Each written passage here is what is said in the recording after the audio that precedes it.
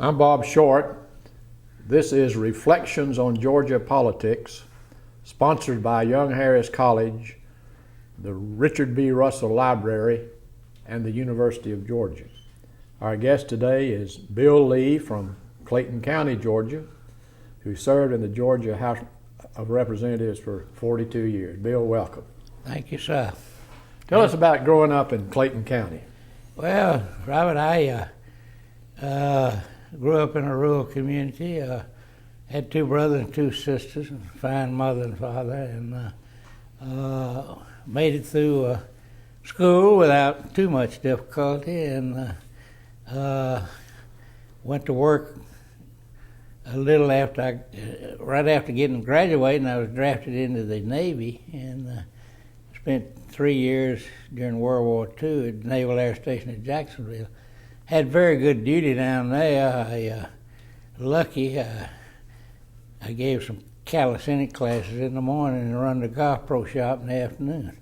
So my tour of duty, I was available, but I did what I was told to do. But I had a good life growing up. Mm-hmm. When did you get interested in politics? When I was in, I think when I graduated 11th grade, I served as a page up in the legislature, and Wayman Wells was a representative, and he asked me to help. I stayed a whole week, and I said, I like this place here. I'm going to set my little goal. I may want to come up here one of these days. That's why I went to the legislature. That plus, you got to love people. To be in politics, you got to like people. And I like people, and I know a lot of people. I've helped a lot of people, served a lot of people, and been very fortunate to do that. So when did you decide to run for the legislature? Well, in I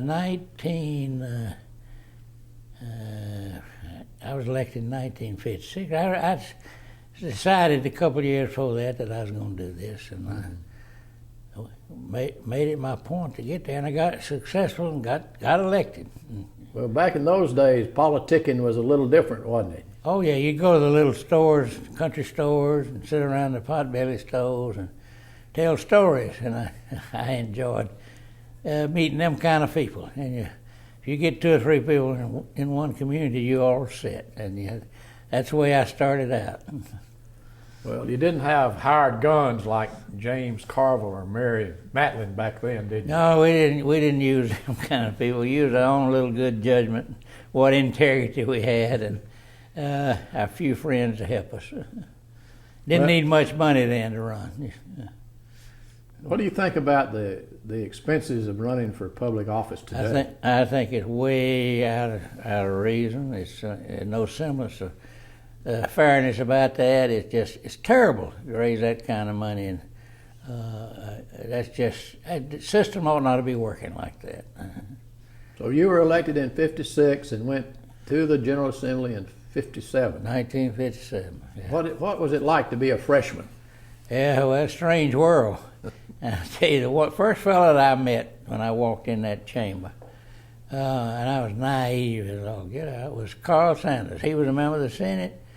And he came over there and he introduced himself to me, and he said, I want to welcome you. I've heard about you and know about you. And I remember that very vividly, but I was told that I should keep my mouth shut, listen, and learn. And I did that for a while. Well, 42 years, that's quite a while. I believe Marvin Griffin was the governor when you went there. Yeah, Marvin was. I served 2 years during his administration, and also served in the House with his brother Cheney, who was a piece of work. Do you remember the rural roads fight that Governor Griffin had with Lieutenant Governor Vandiver? Yes, sir. I remember very, very vividly. It was very bitter. I took the Vandiver side of that issue, and I'm glad I did, but I didn't make many friends on the other side doing that. Looking back over your political career, you've had some opponents, but you've always come out victoriously on all of your races. Yeah, well, people enjoyed running against me. They got a lot of encouragement. I was kind of part of the leadership up there, close to some of the people, and that they wanted to get me out, and they worked at it. But folks, true blue to me, and I survived a lot of elections, and I voluntarily retired in '88. Did you ever consider running for another office? No, sir, I never did. People tried to get me to run for Congress. I said, I don't want to run for Congress. People elected me to this office. I'm going to do it as long as they'll let me do it. Now I'd like to talk about some specific historical events while you were there, those 42 years. Going back now to 1966, when the legislature elected Lester Maddox governor. Yes, that was a right historical event. I guess the most historical of my tenure. We were faced with that challenge, and we did that at night where the world could see, and I voted for Lester, which my district went for him overwhelmingly when he was on the ballot and running. And of course he was elected, and I served 4 years with him as governor. How did you find his administration? Lester he kept the store pretty good. He didn't create any waves. He had some good advice, and he made some good appointments. And Lester did a whole lot better than I thought he was going to do to start with, to be honest with you. Mm-hmm. Another historical event during that period was the legislative independence move that you fellows in the House created to get some power away from the governor. Yeah, we talked to Governor Maddox about that and said it was time to do that, and he agreed, and we moved forward there. The governors ran everything prior to that, and that was the best move the legislature made during my tenure, was to get some independence up there, and it's worked pretty good. Of course, you still listen to the governor, he still makes recommendations, but we kind of do our own thing, do our own budgets and all of that, and the independence worked well for the people of Georgia. Back in those days, the governor actually chose the speaker, appointed the committees. Yeah, Governor Sanders gave me my first committee appointment. I said, thank you very much. It Industrial Relations Committee between Labor and Management. I said, I'm not sure about that committee, but I appreciate the chairmanship, but I didn't stay on that too long. But he actually did that. He elected, as you said, selected speaker and all the committee chairman. Those days are over. You have to earn those spots now. Seniority yes, sir. Counts. Mm-hmm. Well, let's see. Let's talk for a minute about the speaker. You're probably the closest person I've ever known outside the family to Speaker Murphy. Yes. Y'all were good friends. Tell us about the speaker. Tom Murphy was my dear friend, a very capable individual, a good lawyer, but his highest trait, as far as I'm concerned, was his honesty. I never doubted his integrity. He'd tell you like it is every time, and he wouldn't bat an eye. If you ask him, he'd tell you. He worked hard at that. He loved his state. He was a master at helping the underprivileged. That was his cup of tea. He wanted to help people that couldn't help themselves, and awfully good at that. And he run the House with an iron fist. The only way you can do it. Well, 179 people out there wanting your job, and he's tough in the trenches, but he was fair. And I say Tom Murphy is solid as Stone Mountain Granite. Mm-hmm. He just solid as it could be. He was often criticized by the media. Did he deserve that criticism? Well, no, he didn't deserve that criticism, but he wouldn't cater to him. He wouldn't suck up to him. He just kind of let them do their thing. He did his thing. But prior speakers always met with the press, and they would decide what you ought to do and all that. But he wasn't into that kind of bit. He served the House membership in the state of Georgia, and he wasn't interested in the news media telling him what to do. Tell us how he became speaker. Well, George Busbee was running for speaker, and several of them. And as I recall, George Smith was speaker and died, and then Busbee decided he was going to run for governor, and that left the opening for Murphy to get in the race and get elected. And the caucuses elect the speakers now, then and now. Democratic caucus, Republican caucus, they make the judgments who's going to. But the full House has to approve, but the caucuses control that, and that's why when Tom got elected, and he was awfully good for Georgia over the years. Mm-hmm. He had opposition, as I recall, only on 2 occasions. Well, Al Burris. Al Burris ran against him one time, and he beat Al pretty bad. And who was the other one, Bob? I don't remember. DuBose Porter. Did you both run against him? Yeah. I guess you're right. Yeah. He cleaned both of them plow pretty good. You actually came to the legislature before Murphy. Yes, sir. Yeah. And how did you meet him? How did you get friends with him? Well, when he came there, he's kind of he's a strong-willed individual, and he came there. He was very active as a freshman and all of that, and I just took a liking to him. He liked me, and we joined forces in a lot of things, and did that for a long, long time. I remember he was chairman of the Banks and Banking Committee, and had a front row seat. And Carl Sanders was governor, and Carl had put him in the banking seat, and he crossed Carl on some bill he was interested in. Carl removed him as chairman and moved him on the back row, and that's when we had 205 members. And you go way back under the upstairs balcony, but we just got 180 now. We don't have those seats anymore, but he busted him. Well, Murphy was certainly the watchdog of the treasurer. No question about it. Very conservative. He's liberal with some views when helping people, but he's very conservative with money and the budget and that kind of stuff. And he won every battle that he sought to take on up there in connection with protecting the interests of this state and conservatism. He's good at that. Well, he spearheaded legislation for a lot of worthwhile projects like the World Congress Center. Oh, yeah. And MARTA, the Georgia Dome. Yeah. The Olympics. Yeah. He was a master at picking issues that were important to the state, and he didn't lose.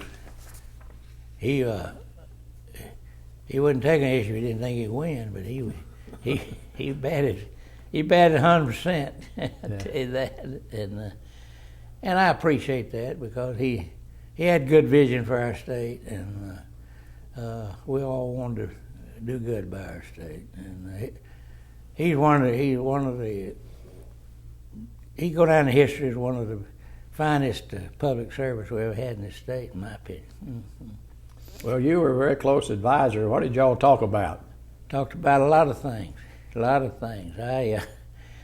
I used to tell him that dog's not going to hunt, Mr. Speaker. We ought not to do that. Well, what do you say that for? I said, well, yes. And he'd listen, and he said, then 2 or 3 days later, he said, you're right, we ain't going to do that. And I had that kind of dialogue with him, and he'd ask me, and frankly, I'd tell him like it is, and he appreciated that. He'd tell me like it is. He'd get on my case, and he'd call me up in the Rules Committee at times and say, look, put this bill on. I said, I ain't going to put that bill on. It's not ripe yet, Mr. Speaker. Well, you mean it's not ripe? I said, it's not ripe yet. So we had that kind of dialogue. Mm-hmm. Good.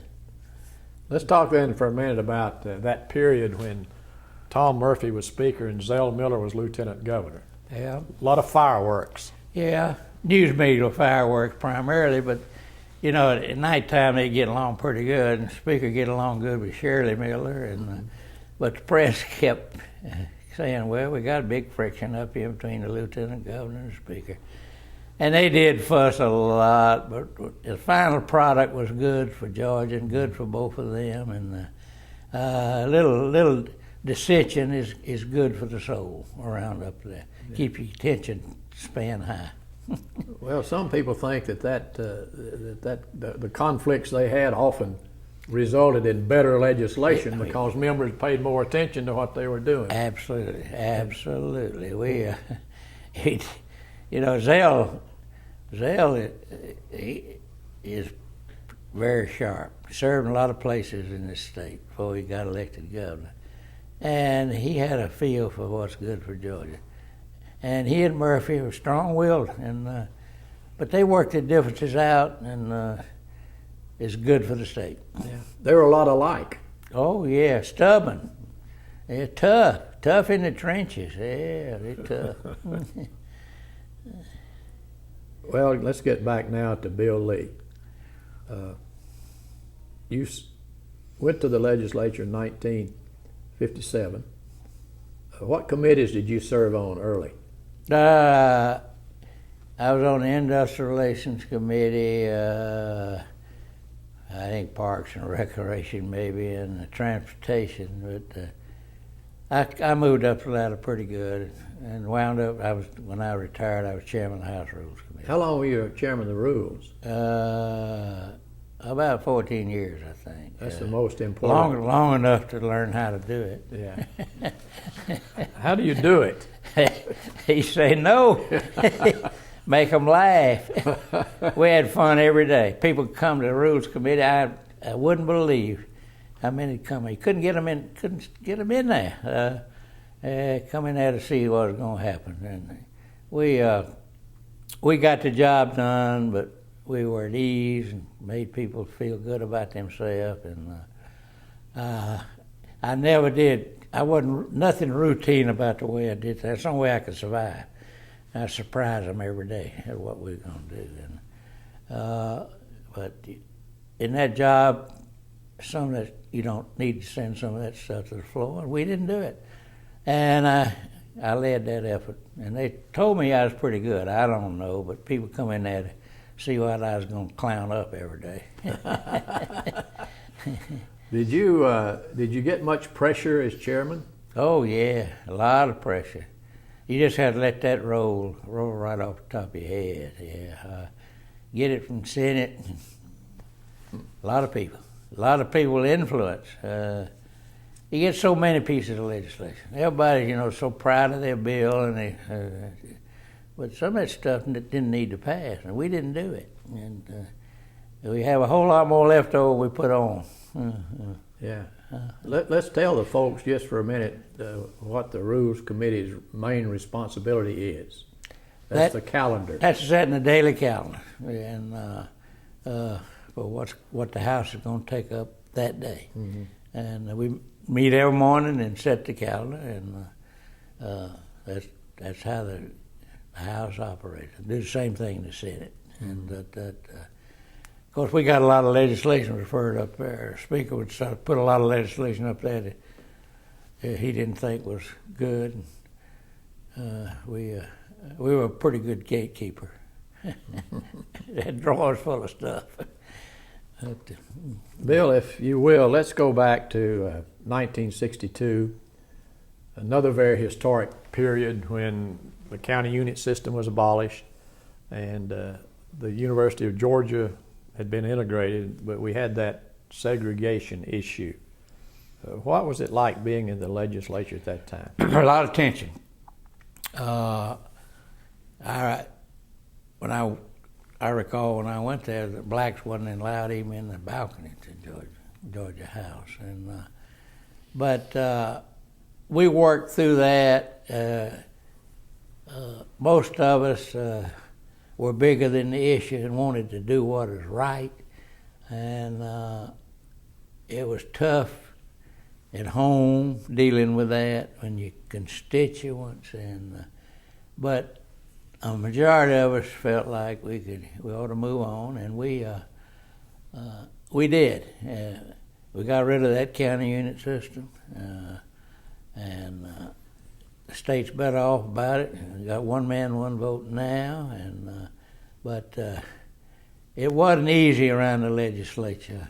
A lot of tension about segregation in the University of Georgia and those type things. But we survived, moved forward, and Georgia came out way ahead of some of these states that handled it differently. I recall Governor Vanderveer appointed the Sibley Commission. Do you recall that? Yes, sir. It's a very effective commission. Good, solid people on it.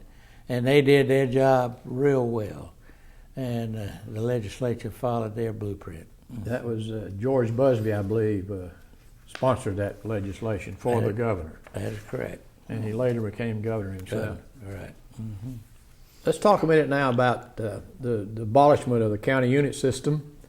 For the first time, I was alive then. for the first time within my memory, it sort of altered who would run.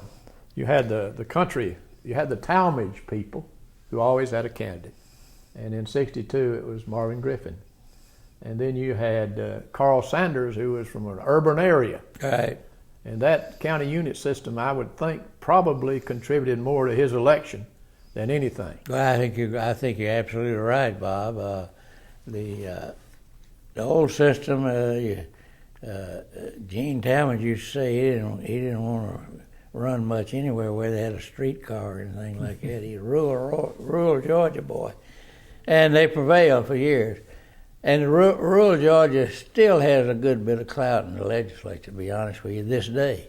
And that's okay. I mean, that part of Georgia needs people looking after their interests. But the county unit system wasn't fair, wasn't right, and we saw fit to get rid of it with the urging of the courts and others, to file a lot of suits and all that stuff. Yeah. That led to the creation of a confederation of legislators that became the Urban Caucus. Yeah. Were you a member of the Urban Caucus? Yes. I never did join. Well, I went to some of the meetings, but I wasn't an active member. As Joe Mike Wilson started that from Mayor Ritter, and I was in a position I didn't need to be in many more caucuses. I need to be looking after my business, so I wasn't active in there, but I did go to a couple of their meetings, and they did some good, but that divided the House a little bit more than it should have. But there again, we overcame that. Yeah. Now I understand they got a rural caucus. Yeah, and a black caucus. Yeah, they got all kinds. Women's caucus. Women's caucus. They got a caucus for everything. Need a hole in the head. You mentioned Joe Mack Wilson. As I recall, he was chairman of Ways and Means for a long time. Which is a tax type committee. Joe Mack was a good member.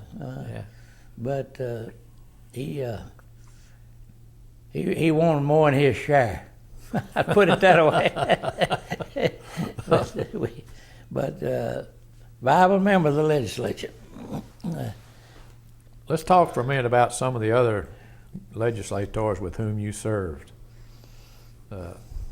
Tell us some of them. Bobby Hill is from Augusta. I believe it was Augusta or Savannah, one of the smartest individuals I served with. He was a minority member of the legislature. Very good headed, but he's self-destructed with drugs and that kind of stuff. Smart boy. George Busbee, I served with him. He good guy. He served. He got the Constitution changed where a governor could serve 2 terms, and he served 2 terms. Joe Frank Harris served with him. He's quiet but a good, humble servant. Larry Walker, strong. Denmark Gruber. Don't come any better than Denmark. Bless his heart, he's gone on to his reward. But greatest orator we ever had in the legislature. And there's just been so many good folks that I served with, both sides of the Senate and the House. And not very many places in Georgia I can't go and find somebody I've served with. Some of them gone on, but some still living. When you first ran for office in 1956, did you think you would serve 42 years? I didn't have any idea I could serve two, to be honest with you, but I was so naive about all that stuff, but it just fell in place. And Clayton County, where I lived then, is kept growing. I'd make one mad, I'd go find two to take up for him. And I had one little piece of philosophy during my life, and I literally did that. Tomorrow I would meet somebody I didn't know today. I did that all my tenure. I found somebody tomorrow that I didn't know today. And that helped me tremendously. I'd look them up, see them in a rest or something. I'd just tell them who I was. And that worked for me. Mm-hmm. But my tenure, I don't claim to be any expert. I don't claim to be a wonderful record. I do claim that I worked hard and I tried to serve my people. And it proved because I let me serve 42 years. Mm-hmm. Well, I have observed, and I know you know this, that all of Georgia's governors since 1948 have been from the legislature. Is it a benefit to have that experience? Absolutely, absolutely. Legislative experience is you can't beat it. It's very, very helpful if anybody wants to run. Not even go to attorney general or anything. They just that experience is tough to come by, and it's good. And we've had some good governors during the year, and we'll have some more. Mm-hmm. Well, come to think of it, one of those legislators became President of the United States. Yeah, Mr. Carter. He was a reorganizer of state government, and we did some of the stuff he wanted, but not nearly all of it. He's a little over-ambitious about that, but he was at the right place at the right time, and he took some mighty good advice from people that knew what they were doing, and he prevailed. And he wasn't a very popular president. Times were tough then, interest rates and all that, but he got beat after one term. Mm-hmm. But he made it from Plains, Georgia. Mm-hmm. There was quite a bit of feuding going on during that period between Governor Carter and Lieutenant Governor Maddox. Did that have any effect on the legislature? Not really. Not really. I think generally members of the legislature understood both personalities of both people and worked around that. Wasn't paying much attention to it. Let's talk for a minute about George Busbee. You served with him. He was on the Appropriations Committee, chairman, for a long time, and he made that decision, as you said, to run for governor instead of speaker. Did you think at that point he could win? Well, I knew he had capabilities. I knew he had a good mind, but he was kind of, I had my doubts, to be honest with you, but he ran a good campaign, show horse. I'm a work horse, not a show horse, and slogan worked well for him, and he had a lot of good help out of the legislature. Right. And if you get a lot of good help out of the legislature, you can win races. Right. There's people at grassroots. But I wasn't sure he was going to win, but he did, and I did all I could for him. And then, of course, he served 2 terms. He had a very successful administration. Ma'am, sir? He had a very successful administration. Yeah, very successful. He knew what he was doing. Yeah, he was able to change the Constitution, which hadn't been done in years. We did that. I was on the conference committee that adopted that new Constitution. One of the most time-consuming thing I was involved during my tenure, but tough to write a Constitution. Finally got it ratified. He was also very effective in bringing trade to Georgia. Oh yeah. Well, the Far East, really. Yeah. Japan, that area. Brought a lot of stuff to Georgia, a lot of good industries. Improved the banking system by making it possible for overseas owners of businesses in America to do their banking here. Right. And so, to me, the Georgia House of Representatives has been the heart of the Democratic Party in Georgia for many, many years. And I think that, I can look back at Speaker Murphy and you as being responsible for perhaps the election of George Busbee and the election of Joe Frank Harris. And what has happened to the Democratic Party in Georgia? Well,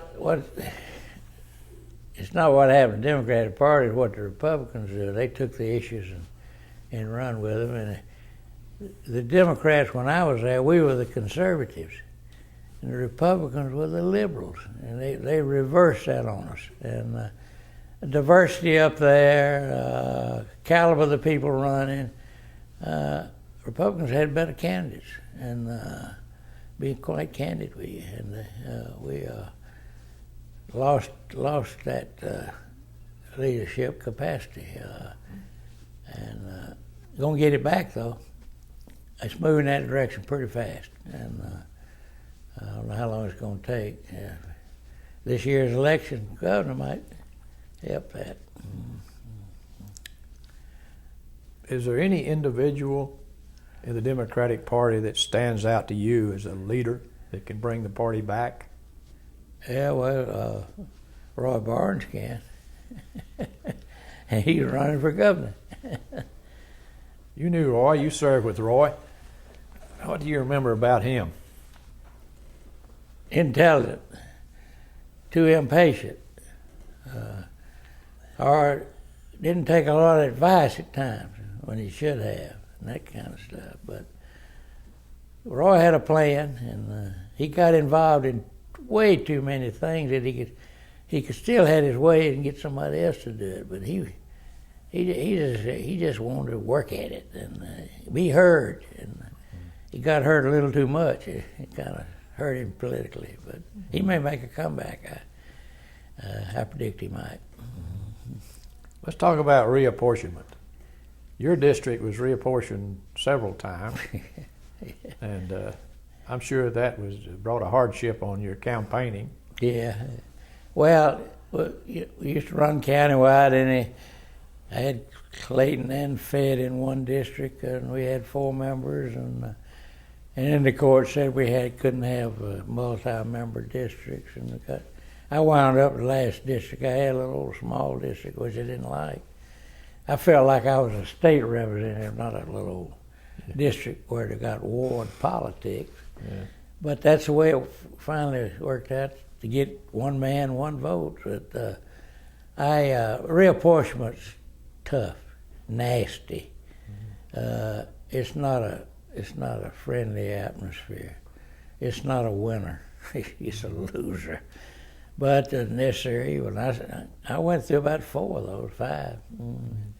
But a lot of hard feelings. Some never got over the way when a fella been there 10 years and you cut his seat out, he don't like you.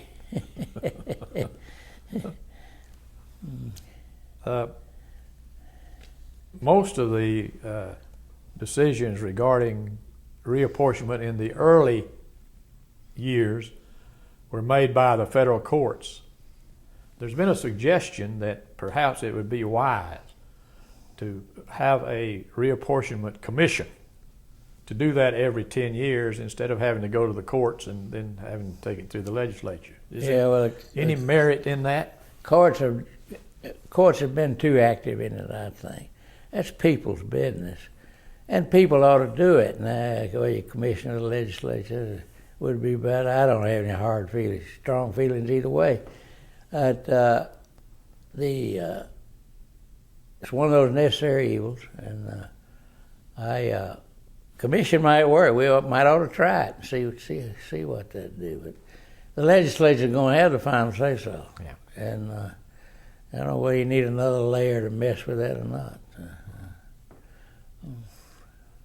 All right, now let's talk a little bit about how the legislature spends the state's money.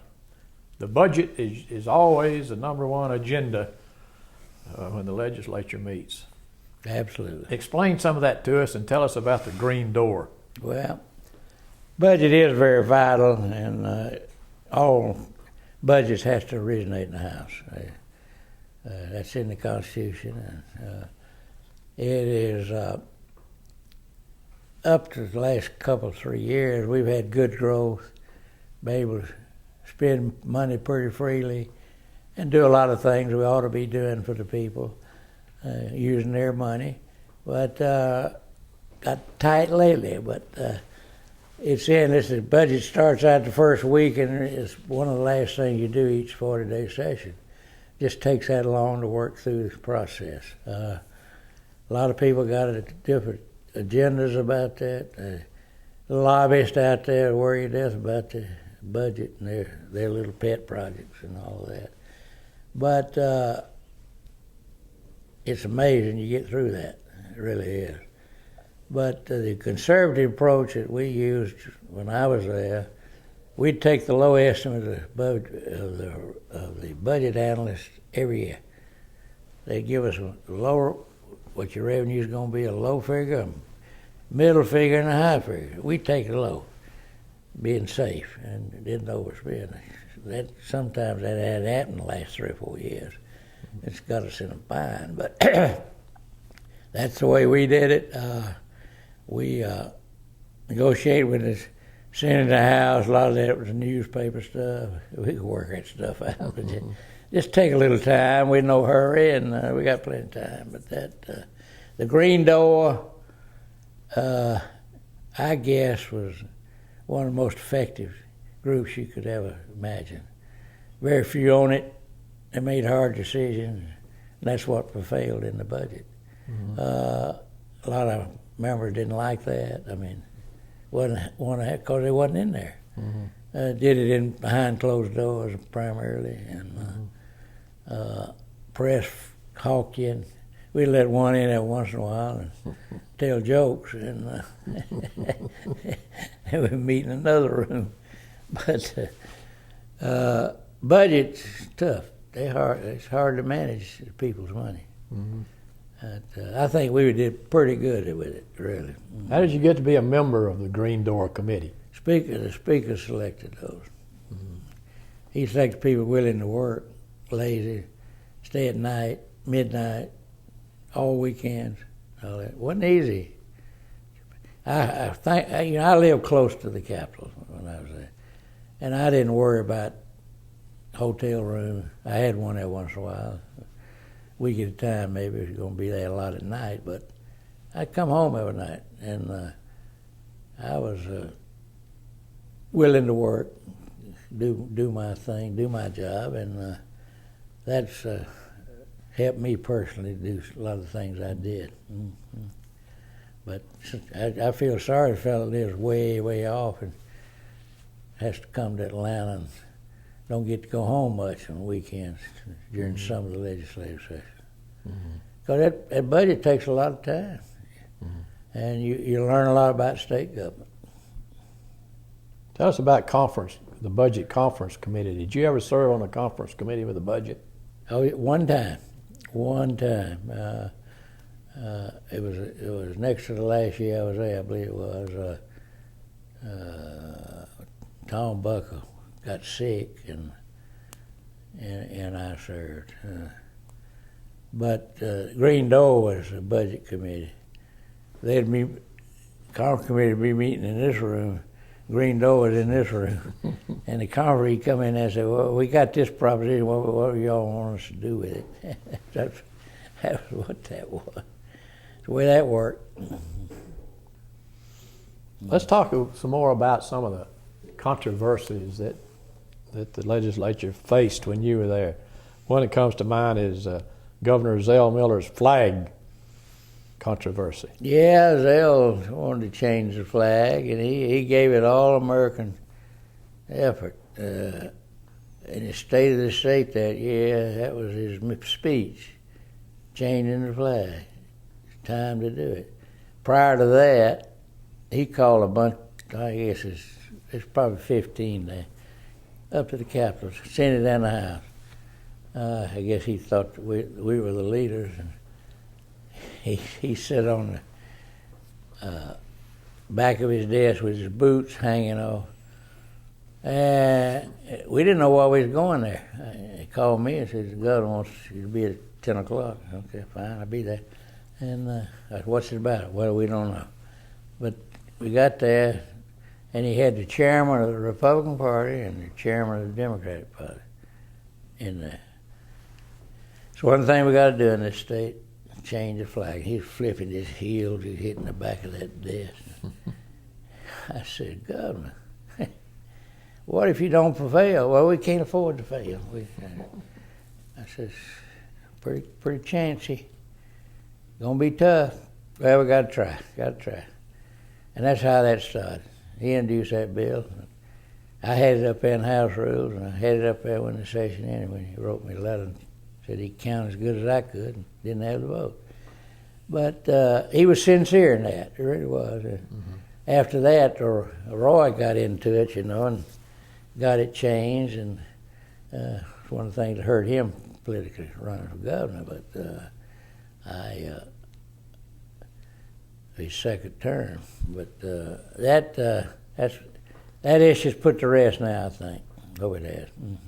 Getting back for a minute, something I failed to mention was about reapportionment was the addition of black members to the legislature. After that first reapportionment, I guess in 1962, Senator Johnson was elected and was the first black member since God knows when. You served with him. Yeah, I served with him and Grace Hamilton over the House. She was one of the fine lady, good member of the House, and we've had some very, very good black members of the Georgia legislature. Some not as good as others, but they've had their place. Some of them acted ugly, but very few. And but they're accepted there, and it's they're working. They're a viable part of it. Got a good numbers in there now. Yeah, and there was no tension back then. Well, little, not much. I mean, everybody knew that what's going to happen. We ought to go ahead and live with it. Not create any turmoil. No turmoil happened. I recall one incident, the refusal of the legislature to seat Julian Bond. Yeah, I was on the House Rules Committee when they did. He was making bad remarks, whatever, his temperament and conversations and his press releases, all anti-government, all anti-Georgia, and we made a martyr out of him, but didn't seat him. But the courts finally seated him. It's tough. Let's talk about the passage of Zell Miller's lottery legislation. That came through your Rules Committee. Yeah. Yeah, there again, I told Zell when he wanted to vote in the House, I'd give it to him, and I did. And it passed by one vote in the House. And and I think that was my vote. These preachers had me locked down in Clayton County, and I met with them, and I kind of told them that I felt like I was denying the people the right to vote, and I probably ought to vote for that. And I got away with that pretty good, and I went up there and voted for it. And my vote was probably the one that carried this. So it got it, and it's a good thing for Georgia. It really is. Yeah. The Hope Scholarship Program has been very successful. Wonderful. Helped a lot of kids. Yeah. Helped educate many, many people. You know, we spend a lot of money in Georgia on education. A lot of it. Are we getting our money's worth? No, sir. We can do better. We can do better. And we've tried over the years, but quality of teachers is not as good as it ought to be honest with you. I think that's a weak point, weak link. We don't have the educators that's talented enough to teach our kids. The lottery money also went for technical things such as computers and Yeah. there's some question as to whether or not that's beneficial to education, but it's there, and it comes from the lottery funds. I want to go back, Bill, if you will, and ask you this question. What changes, beneficial changes, have you observed in state government over the 42 years you served there? Beneficial changes, right? Well, as far as the House is concerned, is technology.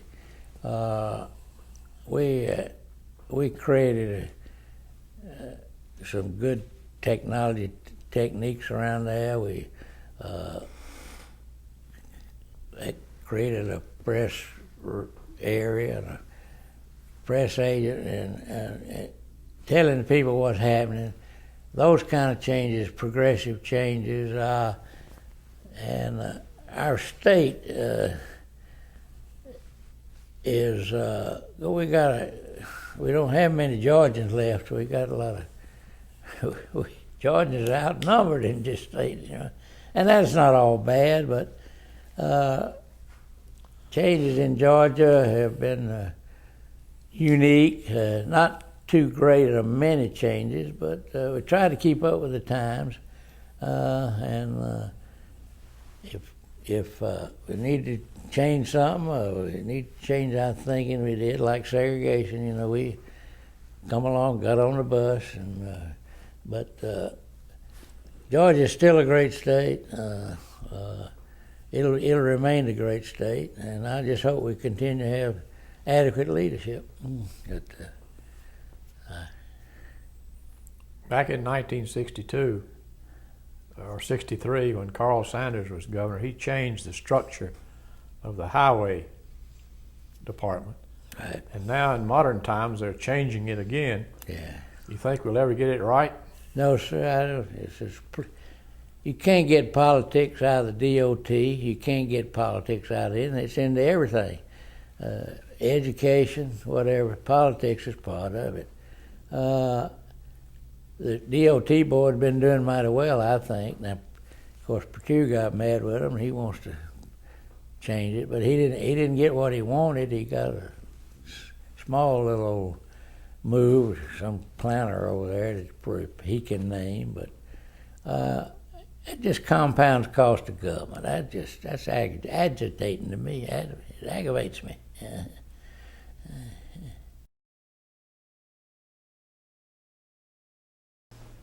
Bill, how did your constituents feel about school integration? Well, it was a mixed bag.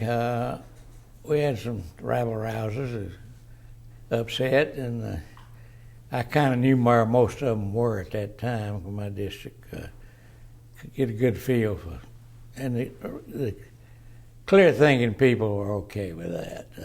They thought it was the right thing to do, and that was a real joy to me to be able to get through that. Mm-hmm. How did you campaign? What were the issues in the your early part of your career besides racial matters? Well, do what you can to help my county and my area, and look after us.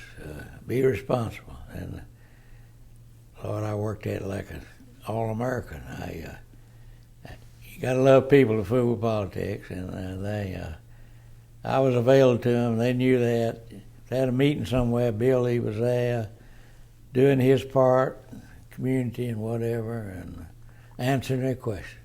I never failed to answer a letter I got or return a phone call. How bad they may have been, I'd do that. But, and one letter I recall writing, some fellow was blistered me bad. And I wound up the letter, I said, it's nice people like you that make public service worthwhile.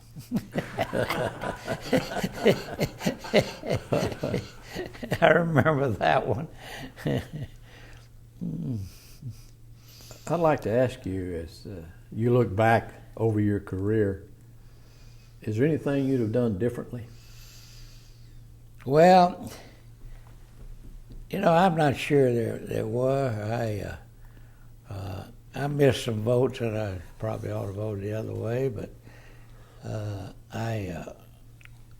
the time when you called on, sometimes you don't have much time to do research or find out how some of your folks might feel, but by and large, I'm sort of happy with my public service.